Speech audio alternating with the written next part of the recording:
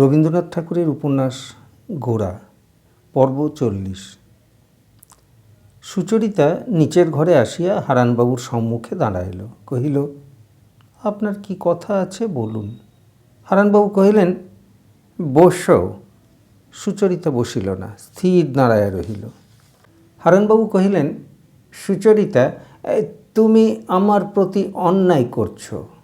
সুচরিতা কহিল, আপনিও আমার প্রতি অন্যায় করছেন। হারানবাবু কহিলেন, কেন? আমি তোমাকে যা কথা দিয়েছি এখনও তা। সুচরিতা মাঝখানে বাধা দিয়া কহিল, ন্যায় অন্যায় কি শুধু কেবল কথায়? সেই কথার উপর জোর দিয়ে আপনি কাজে আমার প্রতি অত্যাচার করতে চান? একটা সত্য কি সহস্র মিথ্যার চেয়ে বড় নয়? আমি যদি 100 বার ভুল করে থাকি, তবে কি আপনি জোর করে আমার সেই ভুলকেই অগ্রগণ্য করবেন? আজ আমার যখন সেই ভুল ভেঙেছে, তখন আমি আমার আগেকার কোনো কথাকে স্বীকার করব না। করলে আমার অন্যায় হবে। সুচরিতার যে এমন পরিবর্তন কী করিয়া সম্ভব হইতে পারে, তাহা হারানবাবু কোনো মতেই বুঝিতে পারিলেন না। তাহার স্বাভাবিক স্তব্ধতা ও নম্রতা আজ এমন করিয়া ভাঙিয়া গেছে, ইহা যে তাহারই দ্বারা ঘটিতে পারে তাহা অনুমান করিবার শক্তি ও বিনয় তাহার ছিল না। সুচরিতার নূতন সঙ্গীগুলির প্রতি মনে মনে দোষারোপ করিয়া তিনি জিজ্ঞাসা করিলেন, তুমি কি ভুল করেছিলে? সুচরিতা কহিল, সে কথা কেন আমাকে জিজ্ঞাসা করছেন? পূর্বে মত ছিল, এখন আমার মত নেই, এই কি যথেষ্ট নয়?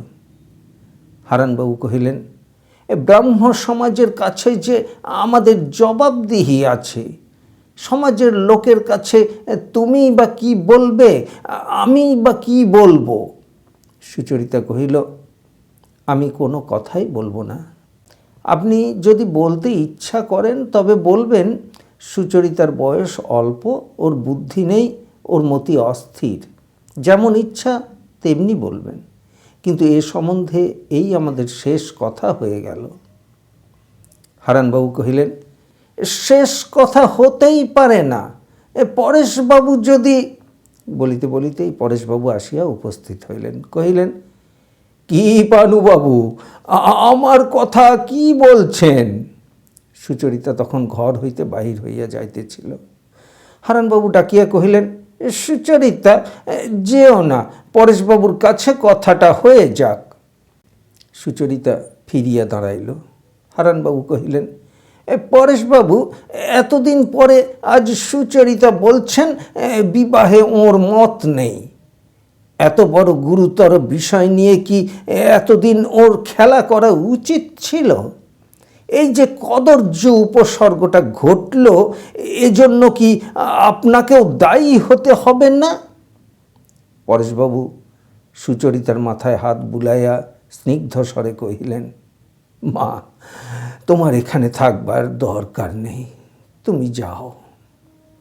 এই সামান্য কথাটুকু শুনিবা মাত্র এক মুহূর্তে অশ্রুজলে সুচরিতার 2 চোখ ভাসিয়া গেল এবং সে তাড়াতাড়ি সেখান হইতে চলিয়া গেল।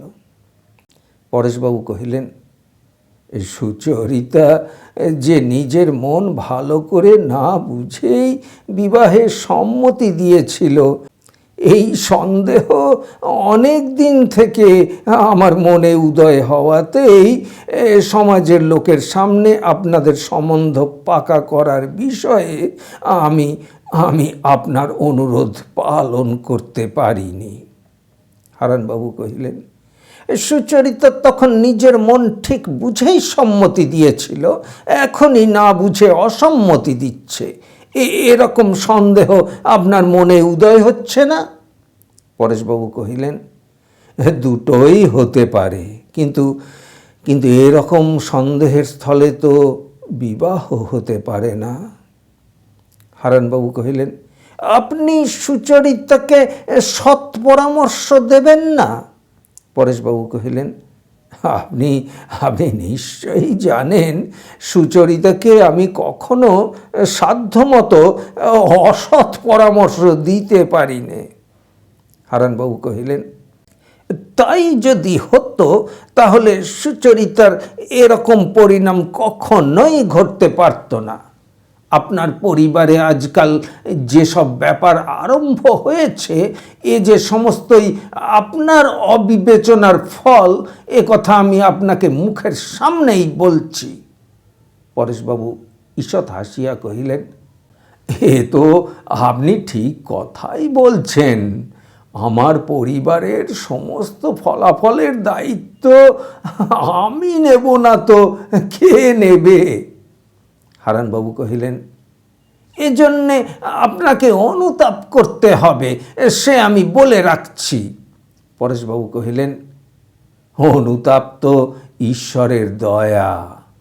অপরাধকেই ভয় করি পানুবাবু, অনুতাপকে নয়। সুচরিতা ঘরে প্রবেশ করিয়া পরেশবাবুর হাত ধরিয়া কহিল, বাবা, তোমার উপাসনার সময় হয়েছে। পরেশবাবু কহিলেন, পানুবাবু, তবে কি একটু বসবেন?